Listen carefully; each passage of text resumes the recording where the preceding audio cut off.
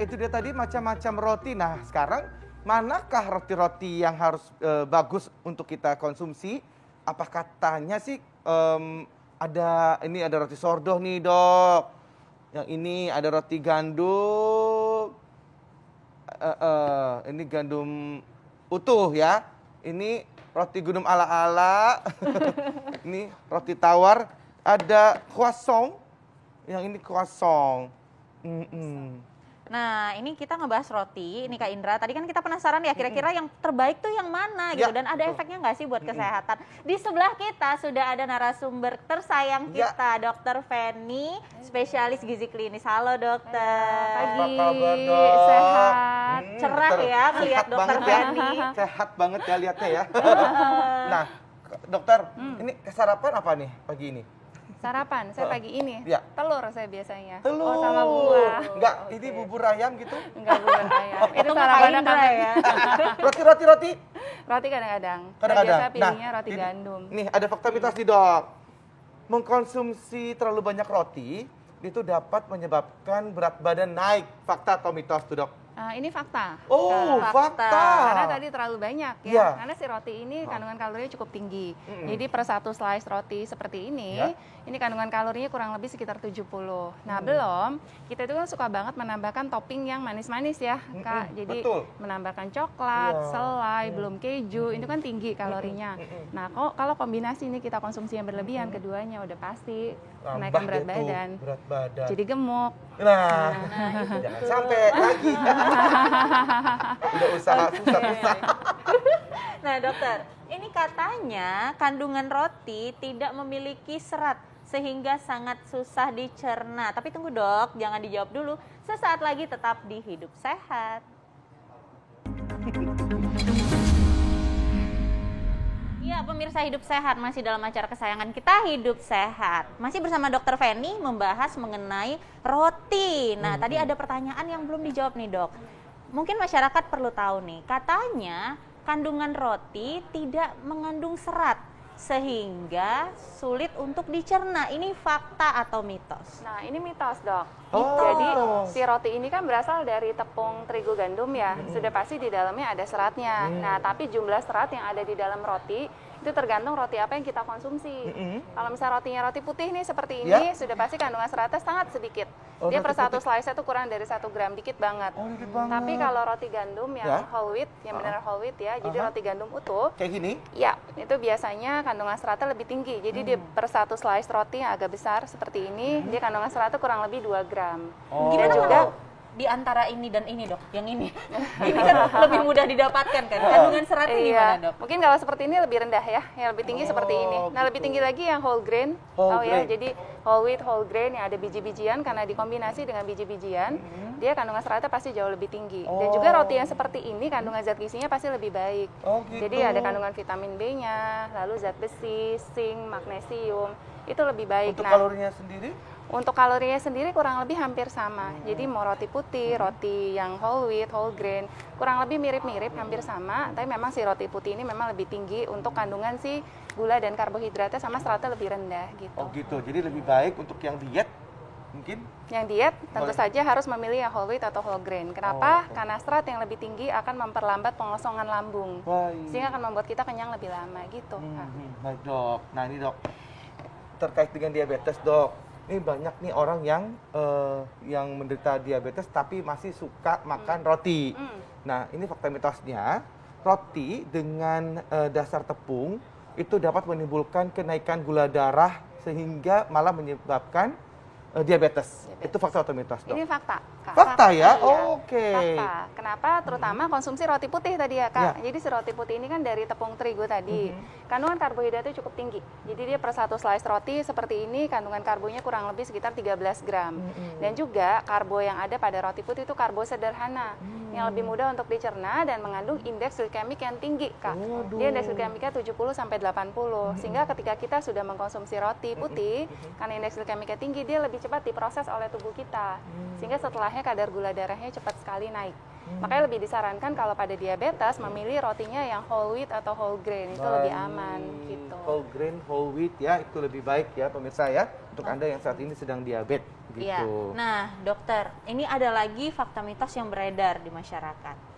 Kalau sering makan roti dapat menyebabkan sembelit. Ini fakta atau mitos? Nah, ini fakta.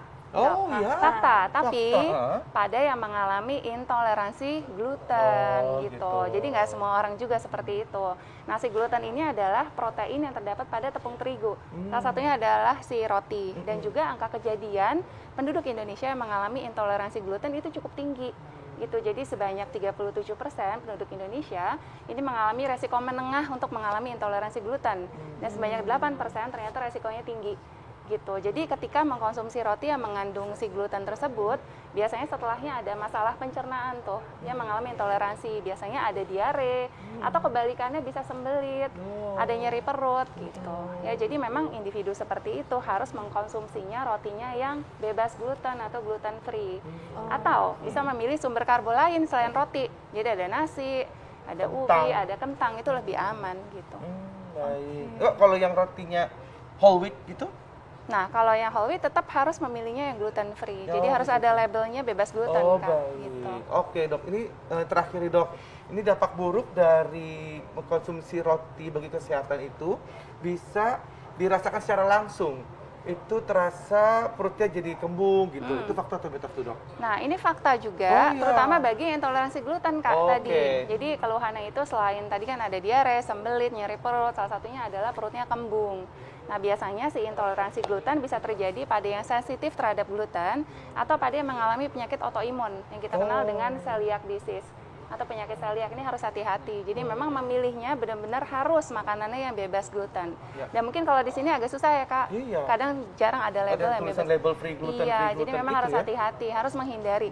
Jadi yang ada kandungan gluten tuh selain roti ada mie, pasta, kue, crackers, saus-sausan, kecap, kemudian bumbu salad, Oh, banyak salad ya. dressing, banyak. Jadi ada glutennya. Jadi kalau bisa yang free gluten, walaupun mungkin dia tidak punya intoleransi terhadap gluten itu pun sebaiknya lebih baik gluten itu jangan dikonsumsi gitu. Enggak sih, Kak. Enggak Jadi juga? kalau misalnya nggak intoleransi, sebenarnya aman-aman aja untuk Oh, mengkonsumsi gitu. gluten gitu. Jadi untuk tahu mungkin bisa berkonsultasi dengan dokter ketika mengkonsumsi roti ternyata ada masalah pencernaan, mungkin bisa diperiksakan. Oh, baik. gitu. Nah, sebenarnya gluten itu apa sih, Dok? Ini masyarakat perlu tahu nih, Dok. Jadi gluten itu Pasti juga adalah perlu tahu. protein yang ada di dalam si roti, yang ada di dalam si tepung terigu. Terbuat gitu dari apa sih tepatnya. protein itu, Dok? Sih? Jadi memang si biji-bijian gandum yang pembuat roti, si tepung terigu gandum itu memang mengandung si protein yang membuat si roti ini ketika dibuat jadi kenyal gitu loh, Kak. Oh, Gitu. itulah dia si glutennya ya. Iya, membuat jadi kenyal. Jadi harus si glutennya itu diambil supaya beberapa individu yang intoleransi Oh, itu oke. aman. Oh, gitu. Makanya kenapa gluten kan kayak glue gitu ya? Jadi Lengket-lengket biasanya kayak glue mereka kayak kalau lem. yang gluten free itu dia tidak menggunakan tepung gandum, mungkin tepungnya bisa tepung beras atau tepung jagung gitu Oh, atau tepung baik. almond, itu lebih aman. Oh, gitu. Oke, nah Dok, ini bikin penasaran mungkin pemirsa dari tadi nih ya. Di depan kita kan udah ada jenis-jenis roti nih, Dok. Ada sourdough, ada gandum utuh ya, ada gandum Gandum ala-ala. biasa, ya. Ada roti tawar dan Ada ada croissant. Croissant. Oke. Croissant. Nah, di antara semua roti ini, Dok, mungkin perlu ditekankan kembali. Jadi yang mana yang paling baik dikonsumsi? Baik, nah jadi tergantung. Jadi konsumsi roti ini sebenarnya aman untuk kesehatan, asalkan sesuai kebutuhan dan Ya. jangan berlebihan. Ya. Dan juga disesuaikan dengan kondisi masing-masing. Untuk yang sehat mungkin bisa untuk roti putih ini aman, tapi asalkan jumlahnya sesuai. Oke. Tapi Oke, bagi jumlah yang yang sesuai itu berapa slice, Dok, sehari? jumlah sesuai, mungkin kalau untuk sarapan pagi cukup satu tangkap. Satu tangkap. Ya, Satu jadi tangkap satu itu tangkap ini, itu mungkin 2 segini. slice roti. Emang nggak pernah tahu satu tangkap segini, Bu? Ini satu Oh, berarti 2 roti ya? Iya, Tapi roti. hati-hati Ya. sih selainnya, si Oh, toppingnya. selainnya. Nah, Jadi itu jangan terlalu toppingnya. yang manis-manis, yang Oh. coklat. Mungkin amannya bisa tambahkan telur, kemudian Nah. tambahkan sayuran. Kayak dibikin sandwich telur Sandwich itu telur. cukup aman Bebek untuk itu pagi. dibanding dengan selai-selai yang manis-manis ya, Dok? Iya, benar, Oh, setuju. oke. Kalau Nah, dibakar, Dok? kalau dibakar boleh. Boleh. Ya. Asal Oh. jangan terlalu gosong. Jangan terlalu gosong Jangan karena terlalu gosong, itu ya. yang gosong-gosongnya itu yang bikin hitam-hitam. masalah ya, Dok? Ya, terus kalau yang bagi penderita diabetes tentu tidak tidak boleh mengkonsumsi roti putih ini, mungkin lebih bisa dipilih roti yang whole wheat atau whole grain. Nah, yang karena ini. lebih aman, karena kandungan seratnya lebih tinggi. Pasti bisa membantu mengontrol kadar gula darah. Kemudian bagi yang intoleransi gluten, Ya. boleh memilih yang rotinya yang gluten free, atau bisa memilih sumber karbohidrat lainnya tadi, seperti nasi, atau kentang, atau ubi, itu lebih aman. Tapi tetap harus dikombinasi dengan jenis makanan lain, supaya asupan makanannya seimbang. Jadi jangan roti aja setiap hari gitu, Kak. Oh gitu. Oke. Habis kita apalagi yang makan susah kayaknya nyari untuk roti udah lebih gampang gitu dok. Iya bener. Nah Jadi biasanya kalau kan bisa kita yang lain ya. Iya. Nah biasanya kan kita suka simpan roti juga nih buat yang males-males ke dapur atau anak kosan gitu kan. Nah, jadi berapa lama roti ini bisa disimpan dan kira-kira kalau keseringan makan roti nih ya, penyakit apa yang mengintai dok? Nah, kalau keseringan makan roti, penyakit yang mengintai karena dia tinggi kalori dan juga tinggi karbohidrat. Udah pasti yang pertama obesitas, kalau kebanyakan. Yang kedua, peningkatan kadar gula darah sehingga meningkatkan resiko diabetes. Ya, dan juga bisa meningkatkan resiko lama-kelamaan nih kalau obesitas diabetes, meningkatkan resiko penyakit jantung pasti. Gitu. Jadi harus hati-hati, dan berapa lama tergantung dari si rotinya ya. Biasanya kalau kita beli roti kan suka ada tuh tertera expired date-nya sampai tanggal berapa, itu bisa dilihat di masing-masing kemasan, tapi biasanya ini mungkin bisa tahan sekitar 2 sampai 3 hari ya. Baik dok. Baik dok, terima kasih Terima banyak dok atas kasih. informasinya. Artinya kita jangan terlalu sering makan roti juga, harus dikontrol juga, dan juga kombinasikan dengan makan makanan yang lain juga ya. Pagi-pagi misalnya nasi gorengnya tapi dengan apa namanya? Kenapa sih dok? Kok ketawa sih dok? Mungkin shirataki, mungkin nasi merah, atau di apa namanya, minyaknya juga bukan minyak yang mengandung apa dok? Mengandung gluten.